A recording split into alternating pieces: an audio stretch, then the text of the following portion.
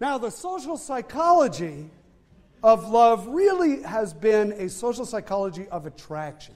What makes people find each other attractive? What makes them want to be intimate? What makes them physically desirable to each other? What might lead to a commitment, a decision to make a commitment to make the relationship last?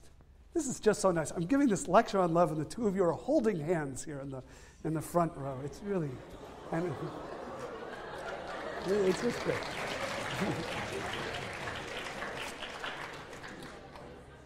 All three elements present: intimacy, passion, and yeah. Okay. Good. Just checking. Okay. So what's interesting about the social psychology of attraction is it has focused on 7 variables. And I've divided these into 2 groups, the big 3 and the more interesting 4. And I call them the big 3 are 3 variables that the effects are so powerful that they almost don't need to be discussed in much detail. The more interesting 4 are the ones I'm going to focus on in this lecture because they're a bit more subtle and they may be things that you've never heard of before. But let's quickly talk about the big 3. The way to understand the big 3 is with the phrase, all other things being equal.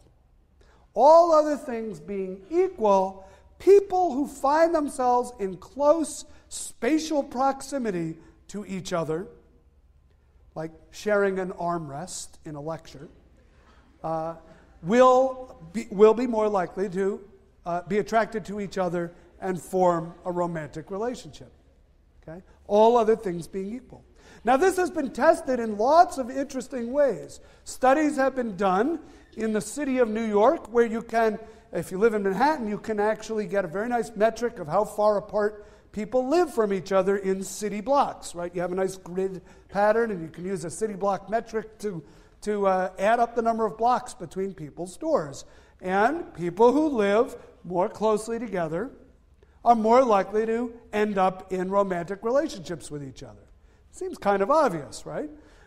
This even works on college campuses. We can measure in feet the distance between the door to your room and the door to every other room of a student on campus, and there will be a correlation between the likelihood of, it's a negative correlation, the likelihood of getting into a romantic relationship with a person and the number of feet between your door and that person's door.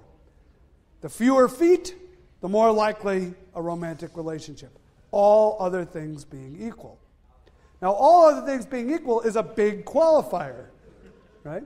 But if we could statistically control for every other variable, all I'd need to do is measure the distance from your door to everybody else's door on campus, and I could chart out who's going to fall in love with whom on the YALE campus.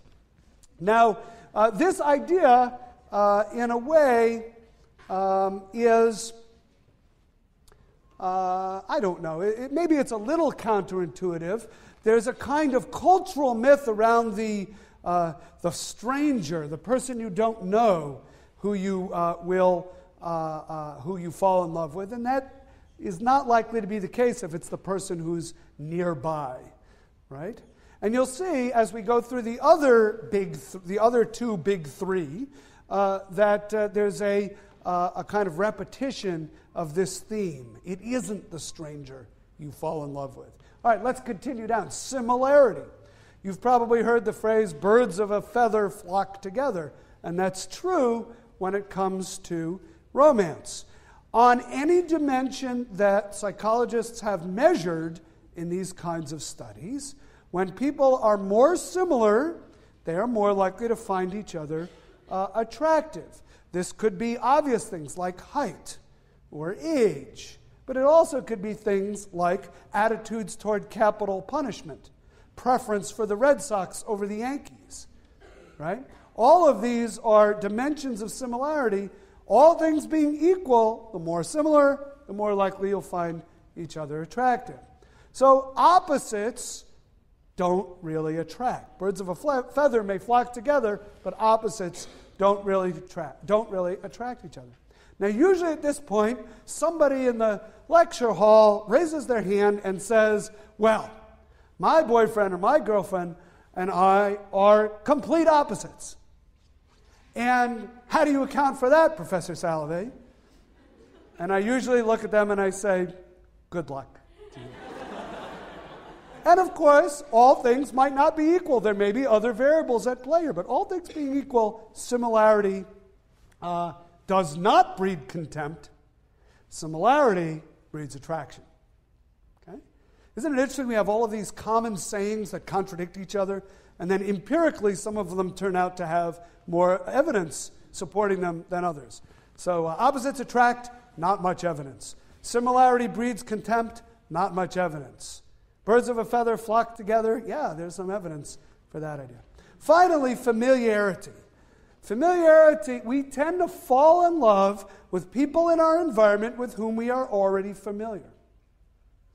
The idea that some enchanted evening we will see a stranger. Where are the new blue when you need them? Some enchanted evening you will see a stranger across a crowded room. Right? What musical is that from? South Pacific, very good.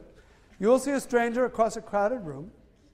That's kind of a cultural myth. Of course it happens. But much more common is somebody you already know, somebody you have seen repetitively, you suddenly find attractive, and a relationship forms. Okay? So the big three: people who are similar to you, people who are already familiar to you, people who are nearby in space. These are the people, all things being equal, that you will find attractive. Okay?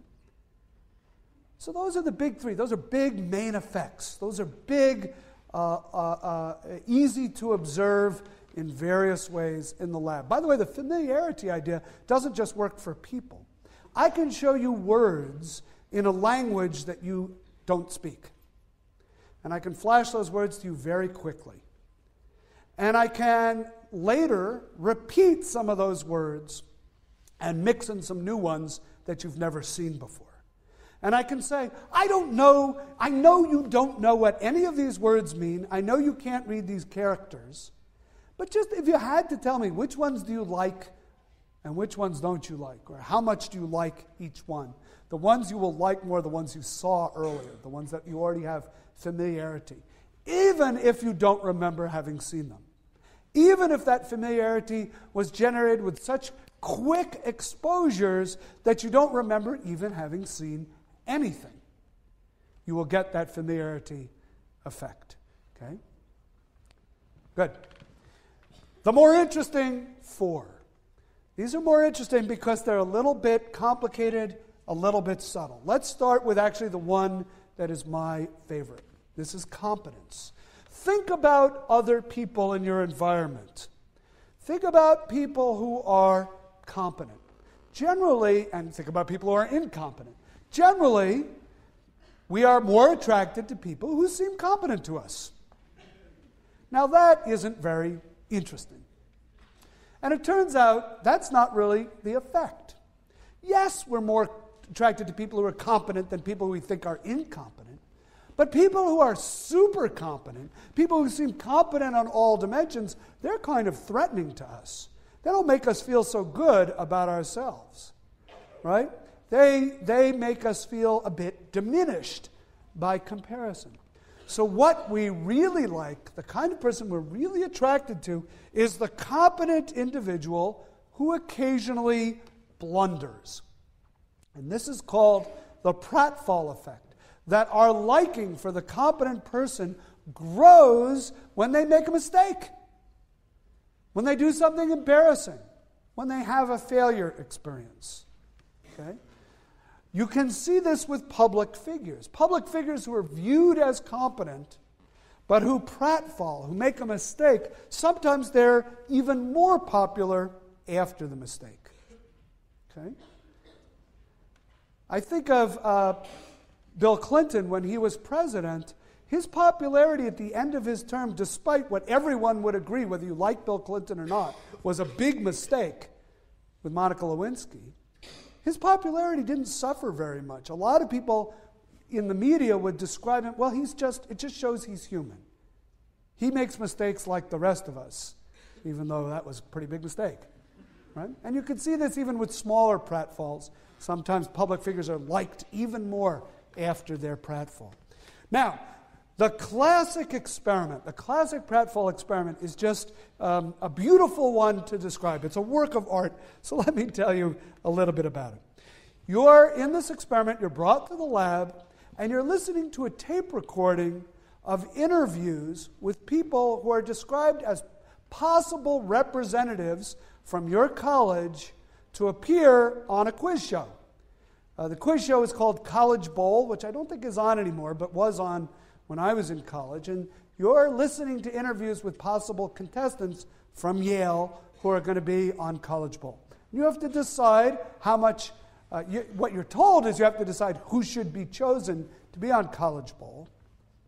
And you listen to these interviews. Now, what's interesting is there's two types of people.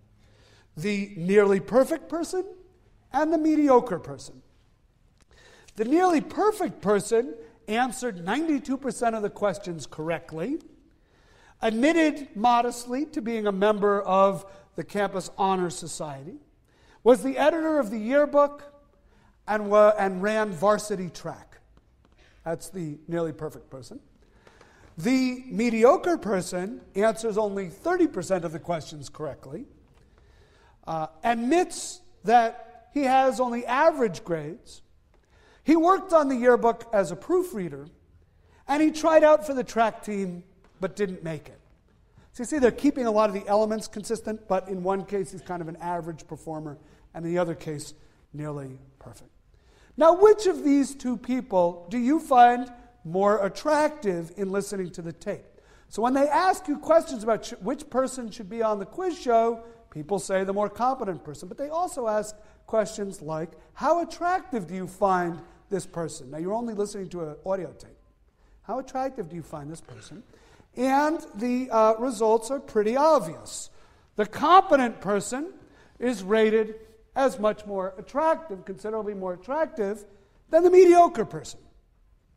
Okay? If this were the end of the story, though, it would be a kind of boring story, and it's not the end of the story. Now what happens is half of the participants in the experiment who have listened to each of these tapes, you only get to listen to one tape, half of them are assigned to the blunder condition. And what happens in the blunder condition is the tape continues, and what you hear is the clattering of dishes, the person saying, oh my goodness, I've spilled coffee all over my new suit. Okay? That's the blunder. That's the pratfall. Now you're asked, who do you find more attractive? And look what happens. Your rating of the attractiveness of the competent person grows even higher. The competent person who blunders, this is the person that I love. Unfortunately, the mediocre person who blunders, you now think is even more mediocre. Right? This is the sad irony in these experiments. The effect works both ways. So the mediocre become even more lowered in your